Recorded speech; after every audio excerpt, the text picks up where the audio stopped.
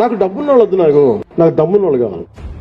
Leadership ఎలా ఉంటుందంటే, ఊరి కోసం, నా నేల కోసం ఒక్కళ్ళు కనుక అడుగేస్తే, వాళ్ళ ఊరి నుంచి అడుగేస్తే, అతను పవన్ కళ్యాణ్ వ్యక్తి దగ్గరికి వస్తే, అది వెళ్ళి ఆ రోజు నా పక్కన యాదృచ్ఛికంగా కావచ్చు, యాక్సిడెంట్లు కావచ్చు, వి హనుమంతరావు గారు ఉన్నారు కాంగ్రెస్. అప్పుడు కాంగ్రెస్ పవర్లో లేదు, టీఆర్ఎస్ పవర్లో, కేసీఆర్ గారు సీఎం. మన శివ మాట్లాడుతూ ఉంటే హనుమంతరావు గారు కూడా వింటా ఉన్నారు.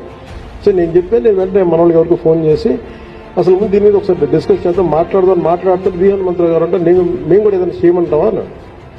అలా స్టార్ట్ చేస్తే మేము రౌండ్ టేబుల్ కాన్ఫరెన్స్ పెట్టాం. దానికి అప్పుడు ఇంకా పార్టీ హెడ్ కూడా అవ్వలేదు, రేవంత్ రెడ్డి గారు, కాంగ్రెస్ నాయకులు గారు ఉన్నారు. ఆయన వచ్చినారు, అందరూ కలిసి, అన్ని పార్టీలు కలిసినాయి. జనసేన దగ్గరికి వస్తే అన్ని పార్టీలు కలిస్తే యురేనియం తవ్వకాలను ఆపేయమని అప్పుడు మన కేసీఆర్ గారు, అప్పుడు గౌరవ ముఖ్యమంత్రి, ఆయన తెలియజేశారు. అంటే